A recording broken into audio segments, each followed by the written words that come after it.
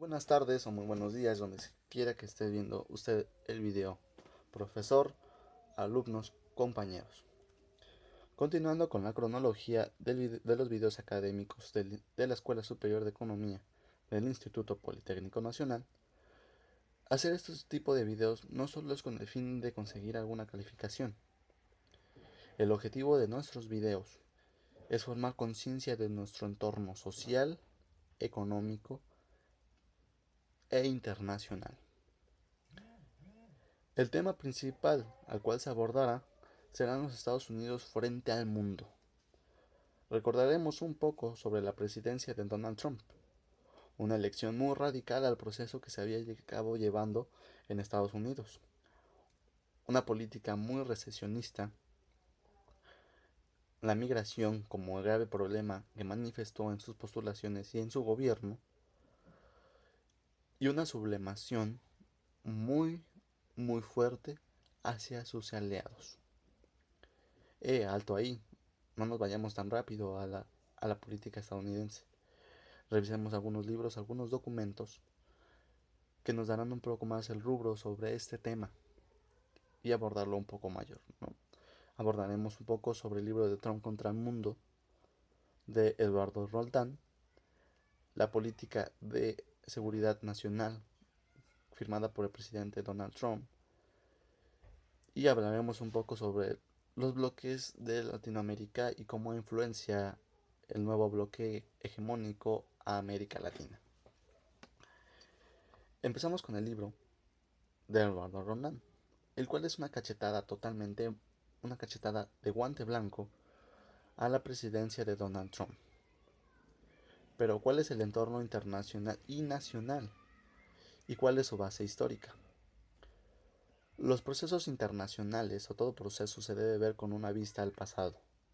El capitalismo o la globalización viene en gran auge con la caída del muro de Berlín.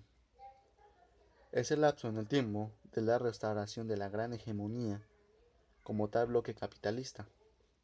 Al terminar la especulada Guerra Fría, se da un nuevo avance hacia una nueva guerra, la guerra de mercados y la expansión de influencia. La evolución de la historia económica a partir de este lapso siempre ha estado en crisis, por medidas que poco entendemos, pero que trataremos de desmenuzar poco a poco. Medidas impuestas por los grandes hegemónicos o los grandes capitalistas en beneficio de los mismos. Empezaremos con la política de migración impuesta por Donald Trump. En su, en su documento de seguridad nacional, menciona una política muy fuerte, donde trata de modificar las leyes, pensando que sus leyes son débiles al momento de efectuar un avance hacia esa política de migración. Recordemos que esa misma política alzó a Trump a su campaña, y ya que es muy drástica, pero también si lo ves del lado norteamericano, y si eres ciudadano norteamericano, lo que más necesitas es la defensa de tus intereses y que tenga un poco de discurso nacionalista. Dando números, el gobierno norteamericano nos damos cuenta de que la comunidad latina, toda la comunidad latina, ejerce un 8% del PIB de Estados Unidos. Es una cifra alta para las cifras que maneja Estados Unidos con su PIB. Otro número que nos hace pensar y nos hace retomar, en la presidencia de Donald Trump, en las elecciones de la presidencia, el 38% de los votantes, óiganlo bien, el 38% de los votantes es de origen latinoamericano, por lo que nos hace pensar, ¿en realidad Trump necesita deshacerse de los migrantes?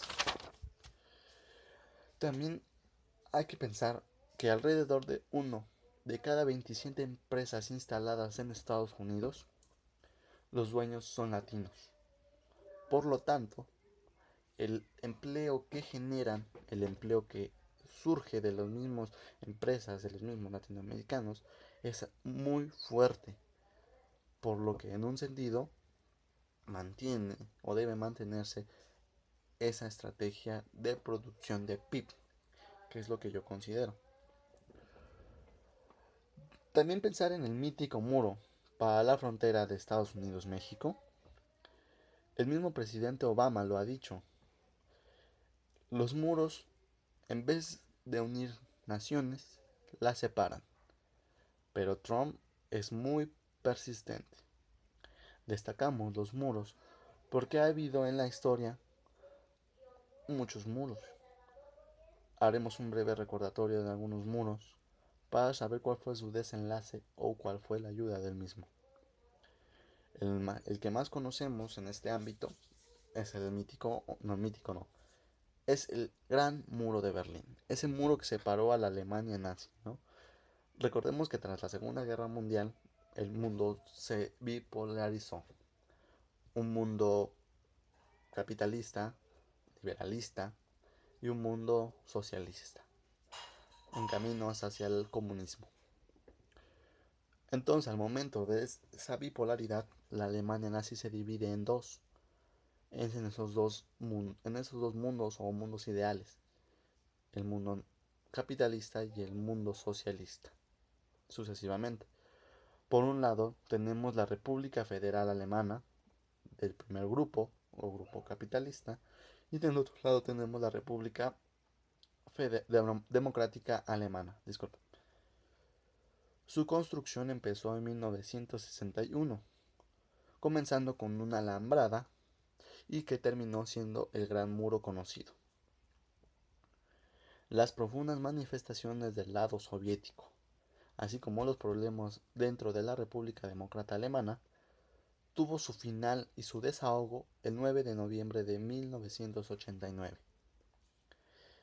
Ese día donde los alemanes decidieron romper pedazo a pedazo el muro para la unificación de Alemania.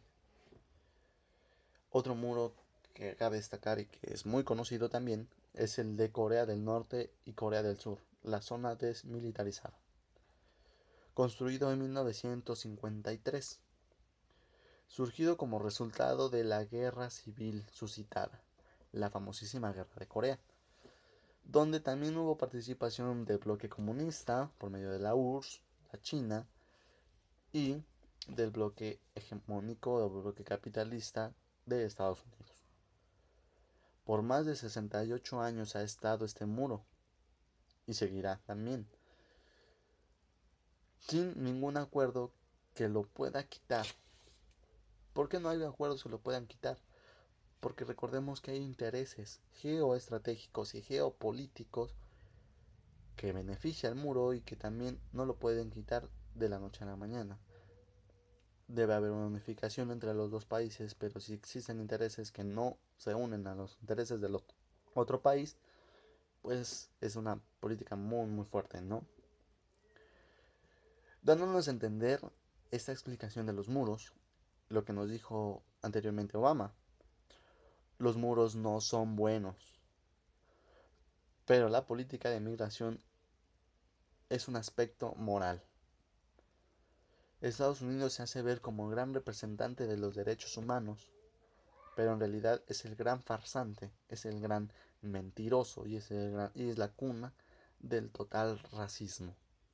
Lo hemos visto en algunos videos en que circulan en redes sociales, donde no puedes hablar el idioma, donde es golpeado el latino y muchas cosas que circulan en redes sociales y que no especularé más y ustedes pueden buscarlas. Pero también nos estamos poniendo de este lado del bloque capitalista, ¿no? De este bloque poderoso. Pero debemos recordar una cosa. El momento en el que el latino llega a Estados Unidos cambia su educación, cambia esa manera en que solo pisar suelo norteamericano es diferencia de educación, o vienen con una educación muy avanzada los latinoamericanos para poder respetar a la sociedad norteamericana. Por lo tanto, hay diferentes lados o distintos lados de una misma moneda. El otro punto el otro punto que señala el programa de seguridad de nacional de Estados Unidos de la presidencia de Trump, si se llevara al pie de la letra y que debe llevarse al mismo, es no solo porque estadounidenses, los mismos norteamericanos, leen el programa. ¿Por qué? Porque saber cómo va su gobierno y cuáles son sus estatutos, cuál es la verdadera visión del gobierno de Trump, y por eso es el programa de seguridad nacional. Por lo tanto, si se lleva a cabo, estamos frente a un nuevo orden mundial, un nuevo orden donde el bloque hegemónico o el mismo país hegemónico necesita la transición y de nuevo el poder que se va desfalcando poco a poco. Explicaremos un poco más adelante. Es muy importante saber que al momento de ese bloque, esa unión del bloque hegemónico y esa diversificación de los hegemónicos en el mundo, continuando pues, con la Unión Europea, la misma China, la misma Rusia renacida, pues empieza no solo una guerra pues de mismo dinero, de mismo poder y de misma influencia, sino esa misma guerra comercial. Y que en esas épocas y en estos rubros, yo estoy haciendo un video con tecnología, pues inicia esa guerra comercial del internet. Esa guerra donde se maneja el internet, donde hay diferentes tipos de moneda, conocidos como las criptomonedas, que hacen un nuevo avance a la economía norteamericana, la economía china, la economía rusa, que se entra en todos los aspectos mundiales. ¿Por qué nos centramos mucho a Estados Unidos? ¿Por su gran hegemonía? Porque entró después de la caída del Gran Muro de Berlín con su neoliberalismo, esa entrada a la globalización, o después también de la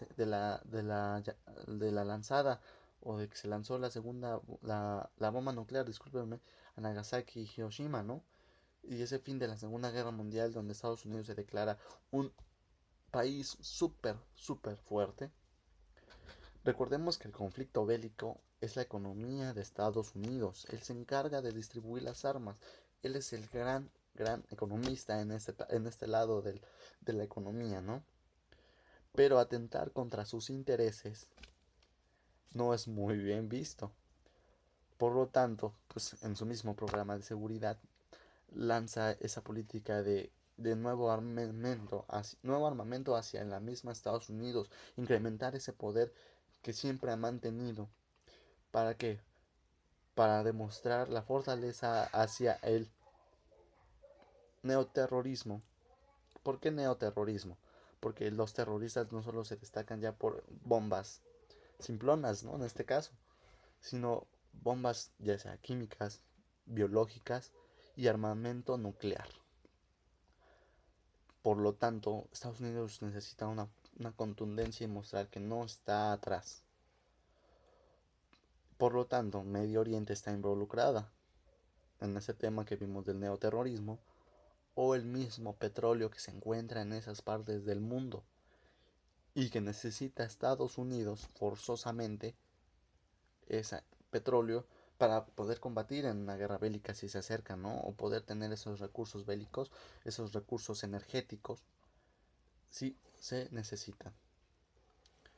El mapa geopolítico está cambiando en torno a una economía poderosa, no solo por Estados Unidos, que afecta también con sus políticas recesionistas, afectando en la misma política de ellos, pero afectándose hacia nosotros. Recordemos que se acaba de firmar el nuevo acuerdo Estados Unidos, México, Canadá. Con esta firma del acuerdo o tratado, hay que estipular bien qué es un acuerdo, qué es un tratado, ¿no? Para poder llevarlo a cabo. Se considera más un tratado por los estatutos y los fines que puso Estados Unidos, un trato con ellos, no acuerdos donde nos manifestamos ante ellos como una política económica de nosotros, un tratado porque nos ajustamos a ellos, donde casi donde se ve otra bipolaridad que se puede tratar diferente a los canadienses que a los mismos mexicanos. A su vez, que demuestra Estados Unidos ese golpe contundente que necesitaba al mundo, ese golpe de, pues de patrón, de mandar, ¿no? Donde hace firmar a México y a Canadá por los diferentes estatutos, los diferentes estímulos, y que viéndolo bien y leyéndolo bien solo se renegocia un 5% del acuerdo, y que nuestros políticos mexicanos o nuestros economistas mexicanos dicen estar de acuerdo porque se renegociaron aspectos que nos convenían, pero hay que estar y leer, informarnos bien sobre cuál es el acuerdo y cuál es el beneficio. Si aumentar los salarios mínimos no traerá problemas para México, o si las grandes transnacionales al ver que se va a pagar más en México huyan, y el gran entrada de capitales, pues hay una fuga de capitales, ¿no? Entonces puede ser muy drástico un acuerdo firmado sin grandes estatutos, y que como llevamos a cabo pues no es acuerdo, sino es un tratado porque nos ajustamos a ellos. Entrando con el tema del tratado de Estados Unidos, hemos visto que se firma porque los Estados Unidos meten sus fines y sus metas.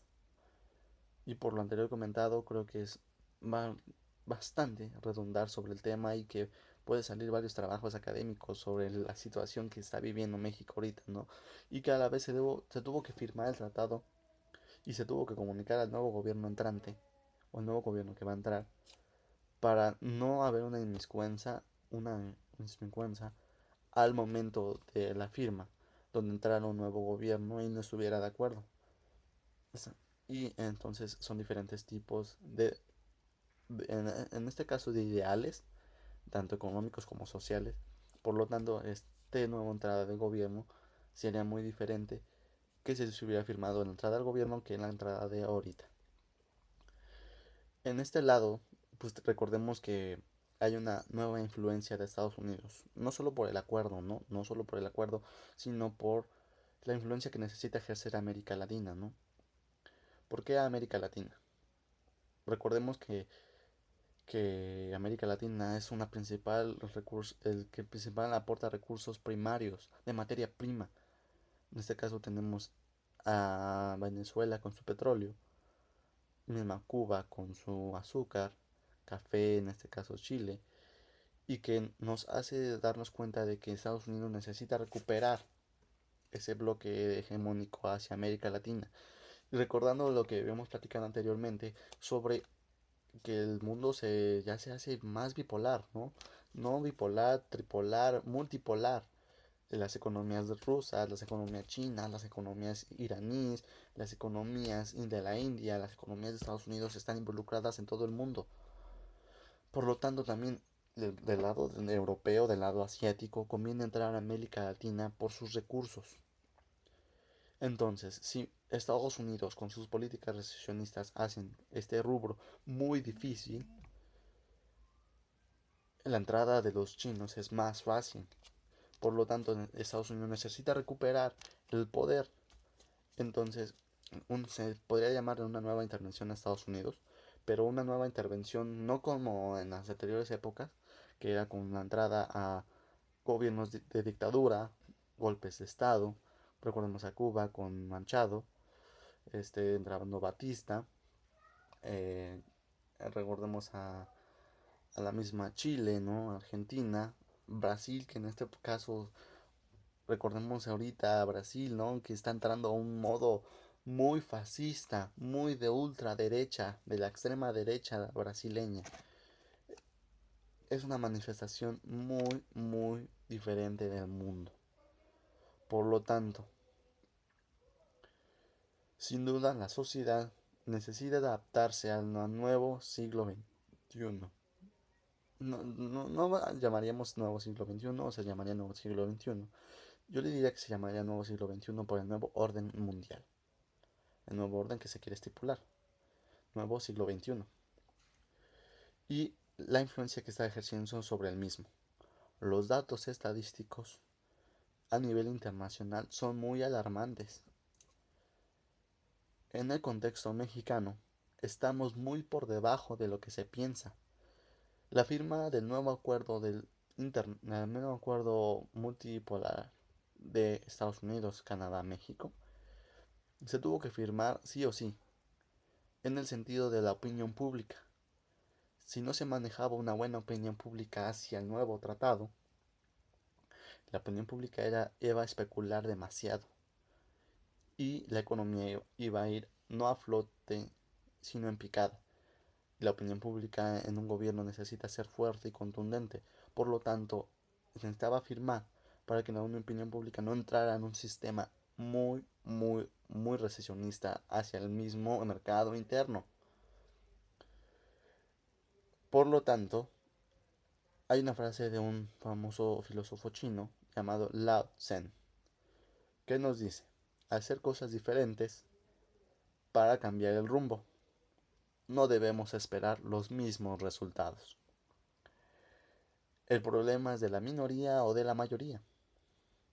No solo como estudiantes, es empaparnos de información, juntar todo el conocimiento adquirido por nuestros académicos, por nuestros compañeros, por los debates escuchados, por las noticias, por los mass media, por nuestros profesores.